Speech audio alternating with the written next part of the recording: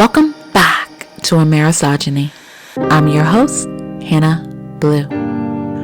You're listening to episode 50, Confronting Exploitation.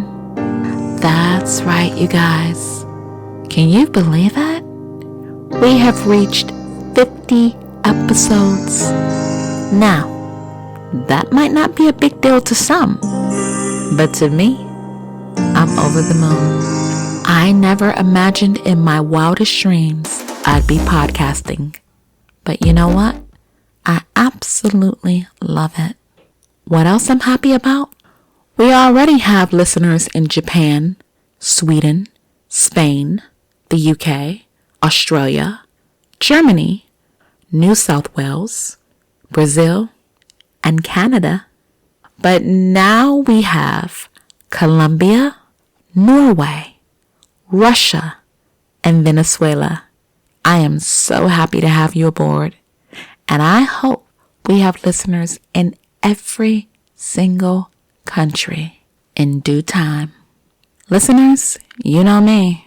I don't let the grass grow under my feet, so let's get going on our first stop, North Carolina. You know, North Carolina, just when I was singing your praises, you let me down. Wake County Schools is under fire as it admits it has restrained or secluded students 864 times in 6 months in 2023. 864 times is an outrageous number, but something tells me it's higher than that. So let's get into it. Last week, I talked about Disability Rights New Jersey, and this week, it's Disability Rights North Carolina. Wake County Schools is being called on the carpet for not reporting any cases of restraint and seclusion to state and federal governments. Now, if you're an advocate for special needs like me, you know that's a no-no. Between July and December of 2023, the district says there were 864 incidents of restraints and seclusion. Jill McKenna, Assistant Superintendent for Special Ed Services, said, "We are committed to clear and accurate reporting and improving our systems to support the reduction of seclusion and restraint incidents." If you're outside of North Carolina, Wake County is North Carolina's biggest school district. And according to McKenna, the district was fully aware there were concerns about how the seclusion and restraint data was reported. Of course they knew. In 3 years' time, Wake has paid $900,000 to families for restraining or secluding their children. In 2020, Wake paid $450,000 to a family of a high school special ed student who said he was illegally physically restrained and secluded. Now, what jumped out at me? He's verbal. He was able to articulate what was done to him. Now think of what they have been doing to children who do not use words for communication. I don't even want to think about it. And it only gets worse. In 2023, they paid out another whopping $450,000 to a family who says their elementary school child was confined in a closet more than 20 times. Now, to me, that's overkill and unnecessary. According to Disability Rights North Carolina, schools are able to restrain students and seclude them for reasons such as stopping a fight or preventing them from harming themselves or others. But they cannot use these practices to discipline students. Well, it looks like that's exactly what they were doing. Any case of restraint and seclusion is supposed to be reported to the State Department of Public Instruction and the U.S. Department of Education. But Wake didn't report any cases of restraint and seclusion for the school year of 2017 through 2018. And they were sued. So, in 2023, In addition to paying out $450,000, they agreed to correct their data with the U.S. Department of Education's Office for Civil Rights. This is the same office that I called when my daughter's arm was twisted behind her back and I won my complaint, but I digress. Wake agreed to correct its data with this office on how often restraint and seclusion was used from 2016 up through 2022. This is my opinion. This tells me some of those numbers were fudged, meaning they lied. What else were they ordered to do according to the lawsuit? Provide updated training for school employees on the use of seclusion and restraint, which they should have been doing that all along. And they have to notify parents by the end of the school day if their child was restrained or secluded. They should have been doing that too. There is no way a child should be secluded or restrained without the parents' knowledge. I have a feeling there's going to be a lot more lawsuits to follow, and that's what they deserve. According to the data, Wake claims restraint was used 629 times during the last 6 months of 2023. That is way too high. Even more disturbing, they used handcuffs or zip ties. Children with special needs are not prisoners. There is no way they should have got away with using handcuffs or zip ties on these kids. In addition, there were 235 reports of seclusion. And if you don't know what this is, it is isolating a child in another room and physically preventing them from leaving. Within the 864 incidents, 240 students were involved. Most of them were students who were disabled. Here's what Jamal Woods, director of student due process, said, and this just blew my mind, and not in a good way. He said, special education students are more likely to be dysregulated and require seclusion and restraint to get back under control. Is he serious? If a child is unable to regulate their emotions, therapeutic resources should be involved. You don't restrain a child for having a meltdown, especially not with handcuffs or zip ties. Woods needs to be fired. Number 1, that's my opinion. Number 2, I said what I said. School board member Tyler Swanson is even worse. Swanson said, seclusion is also for keeping our kids safe as well. This number may seem very high, but it's also we're keeping kids safe that are reacting and the students who are in the classroom as well.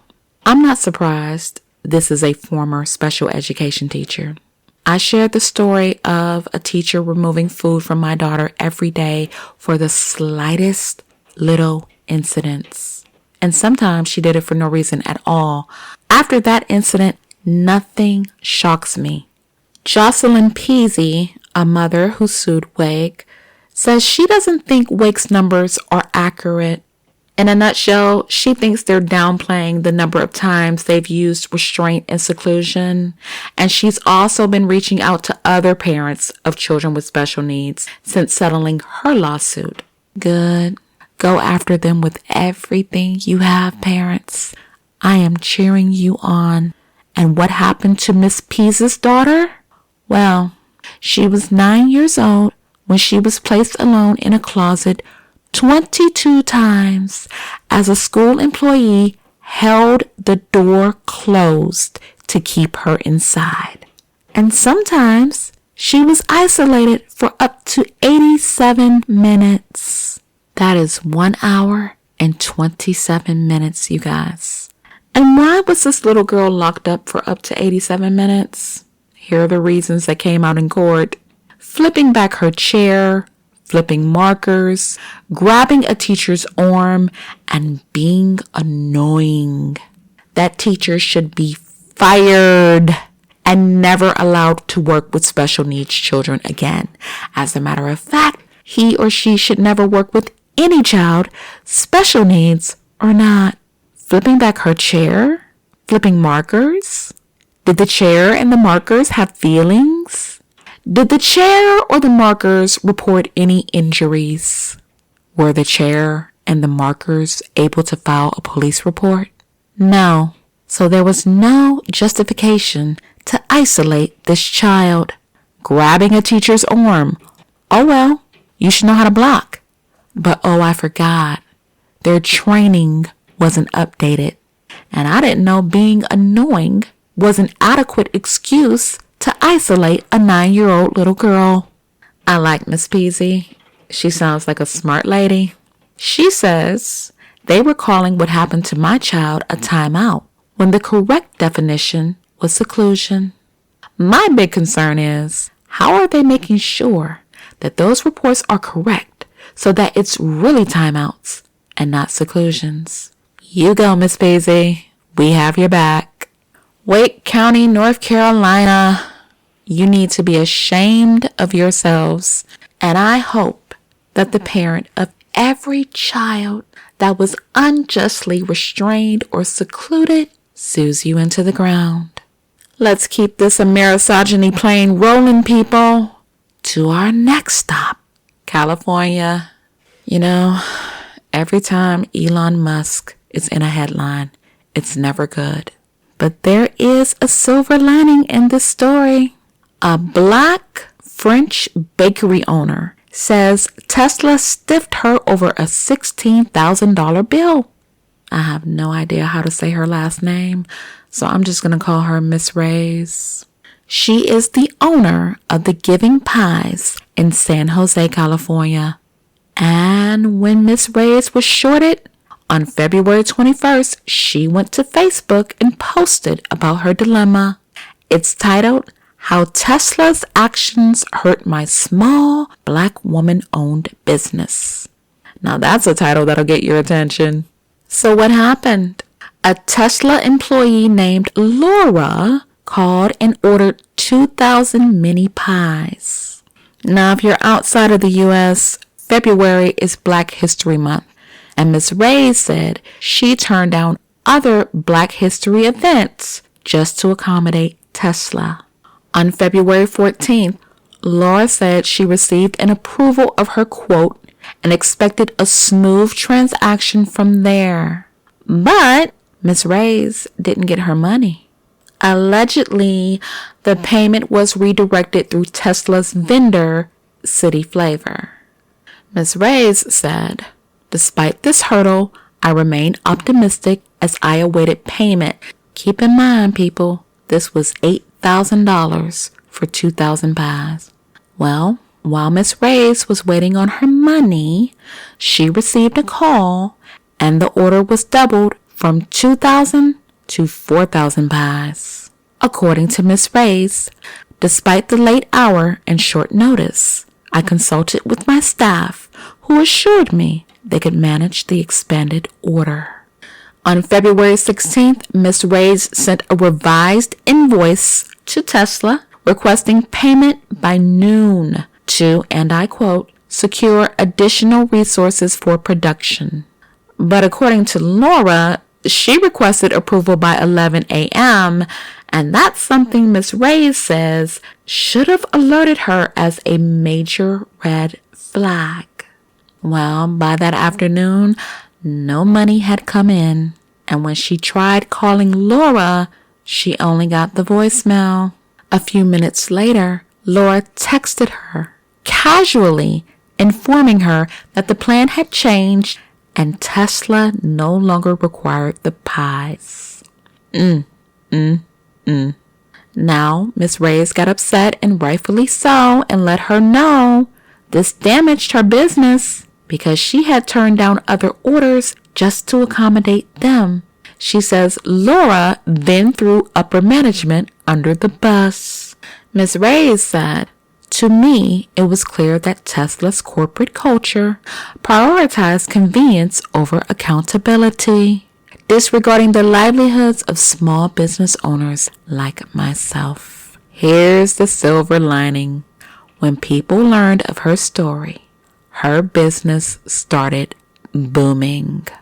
You know, people can say whatever they want about the USA, but there are some very good people in this country. And when they see people in need, they show up and show out. Over the weekend, there was a line of customers out of her door. And she even got the support of the city's mayor. San Jose Mayor Matt Mahan told media, "It was heartbreaking, you know. You hear about these entrepreneurs, small business owners who have made it through the pandemic, who just struggle to get by every month doing something they love." Amen to that, Mr. Mayor. Well, the news got to good old Elon. I'm being sarcastic. I don't think there's anything good about him. And he posted on X, formerly known as Twitter, and claimed he first learned of the canceled order last Friday.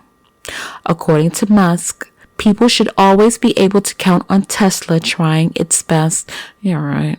Ms. Reyes said a Tesla manager reached out to her and offered to reimburse her for the $2,000 worth of supplies she bought for the job. Elon Musk is so cheap. At the very least, he could have paid her $8,000 for her troubles. $8,000 is nothing to him, although he recently lost $30 billion. Ouch. Now, Ms. Reyes says she will still work with Tesla in the future, but she had to turn down a new job they wanted her to do for 3,600 mini pies next month. She says, "Unfortunately, I cannot do their catering event because with all the business that we got, we depleted our stock of crust. And then we also have Pie Day to prepare for, so there's no way." Won't he do it? Congrats to you, Miss Reyes. And shout out to the good citizens of San Jose, California. What a beautiful way to show up and show out for a small business owner. Our last stop. There is no destination, folks, because where this woman is a mystery. And ironically, it's the title of Lifetime's documentary, Where is Wendy Williams? If you don't know who Wendy Williams is, she started out in radio and then she had her own successful TV show. She left the show citing Graves' disease. Some people hoped she would come back. I was one of them, but she never did. Wendy has had some financial issues. A former financial advisor told Wells Fargo, her bank, that there were some cognitive issues and they actually froze her accounts. I am sickened and appalled that a bank could freeze assets they did not earn. But let's get into this story. Whether you love Wendy Williams or dislike her, if you have a heart, you have to agree. No one deserves to go through what she's going through. Wendy has been diagnosed with primary progressive aphasia, and this is a type of frontotemporal dementia. Frontotemporal dementia is a group or cluster of disorders that results from the degeneration of the frontal or temporal lobes of the brain. And these areas include brain tissue involved in speech and language. In a previous episode, we talked about the frontal lobe of the brain. And ironically, this is the same disease actor Bruce Willis was diagnosed with. I thought this documentary was absolutely horrendous. It did not put Wendy in a positive light, and some people have no experience with dementia at all. So when they saw her ranting and raving and saying mean things, they just didn't understand. But I can tell you from personal experience, some people who have dementia are not always pleasant, and they do say the meanest things. Now, some people could argue that Wendy was mean before the diagnosis. But I'm telling you, the behavior displayed in the documentary is a direct result of dementia. It was very difficult to watch. According to Bree Bryant, the senior vice president of Lifetime, we didn't find out the diagnosis until Kevin Jr. shared that with us. Kevin Jr. is Wendy's son. First of all, they should have asked before they shot the documentary, because this was blatant exploitation. What is absolutely crazy to me, the courts refused to give Wendy's sister Wanda guardianship of her and selected a professional guardian, Sabrina Morrissey. a complete stranger. Just as Bruce Willis's family is managing his care, Wendy's family should be allowed to do the same for her. Now, if she had have had a good husband instead of the no good MF she had, maybe her situation would be a little bit better. Now, he had some words to say about it. He claimed the documentary was exploiting his ex-wife, but social media dragged him from Wendy Williams Boulevard to Negro Shut Your Mouth Avenue. And why? He cheated on Wendy throughout their marriage, had the nerve to get his side chick pregnant, and expected to take care of her and their baby with Wendy's money. If that's not the definition of a heartless, selfish animal, I don't know what is. And what did Instagram users have to say about Kevin's outrage? One commenter wrote, "Dude, you bought a whole $750,000 house with her money for you and your side family. Sit this out like Mediterranean Sea out." Another person said, "We don't want to hear shit you have to say. She's been on an endless downfall since you did what you did to her." And another added, "Blood on his hands, first and foremost." Now, usually I don't agree with comments that aren't positive, but they're right. Had it not been for his lying and cheating ways, he would have been the one taking care of Wendy. When you marry, it's for sickness and in health till death do you part. You don't go out and get a side chick, get her pregnant, and expect to take care of her off of your ex-wife's money. He is straight trash. Right now, he's fighting production company Debmar Mercury for $10 million over wrongful termination. What a prince.